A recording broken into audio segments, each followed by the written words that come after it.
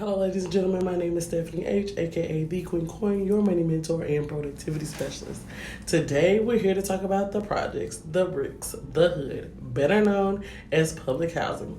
When you hear the word projects, what comes to mind? Is it a monstrous, depressing place, run down, overcrowded, and crime breeding, as Nixon once said? Or is it a community of economically and socially distressed tenants with unruly children?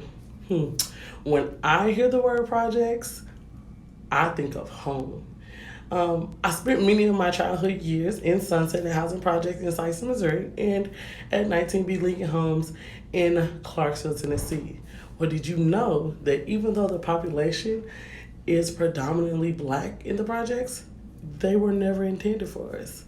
Gather around. I have a story to tell. So, way back in the dizzy day, during the Great Depression, working and middle class white people start losing their homes.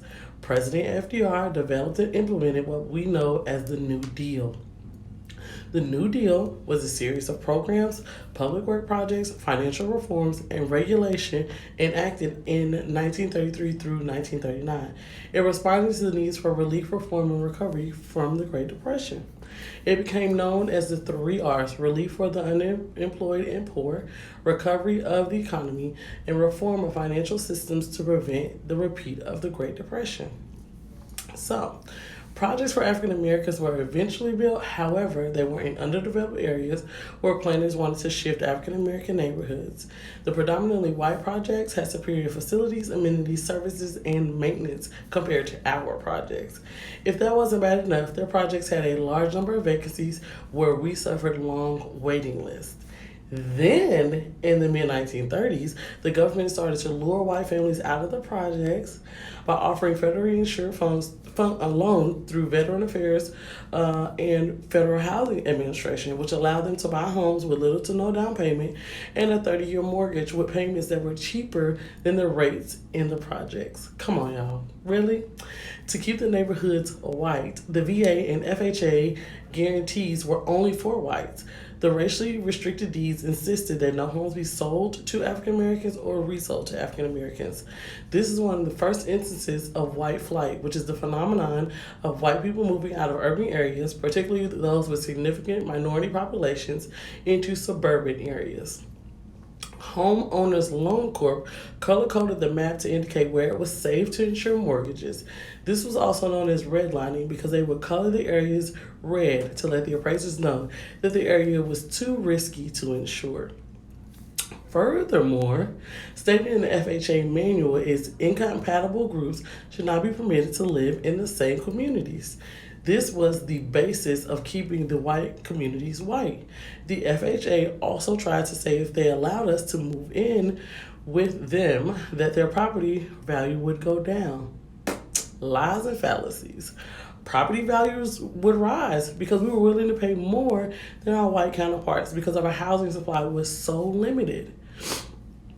In the late 1960s, the Housing Authority started to accept federal subsidies and ceased requiring full rents to cover the full cost of the apartment and evicting those whose income was too high and who wouldn't leave on their own. So, a little later, in 1968, the Fair Housing Act came about and said we could live anywhere we wanted to, no matter our race. Yay, right? Wrong. It was anything but fair because the houses were no longer affordable to the families that could have afforded them when the whites were buying their homes. The long-term effects included African Americans making 60% of the income of the average white American. The whites directly benefited from home ownership. Most middle-class people earned their wealth from equity in their homes. They used the equity in their homes to send their children off to college, take care of their sick parents, and left inheritances. Meanwhile, we were trying to figure out how to break into the housing market. The Housing Authority has not taken any action to reverse the effects of their previous policies. However, we all have access to FHA and VA loans as long as we meet all the requirements.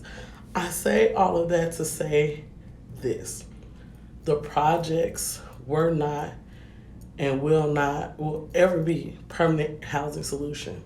The projects are transitional housing, which directly translates to a place for you to lay your head while you transition. We're going to transition from being broke, underemployed, unemployed, and living paycheck to paycheck. We're going to transition to being the employer, knowing our worth, adding tax, and asking for that with no apology. And transition to not even worrying about payday. Why? Because we got it like that. Thank you so much for watching. Please like, subscribe, and share with your friends. And until we speak again, keep striving for success and be blessed.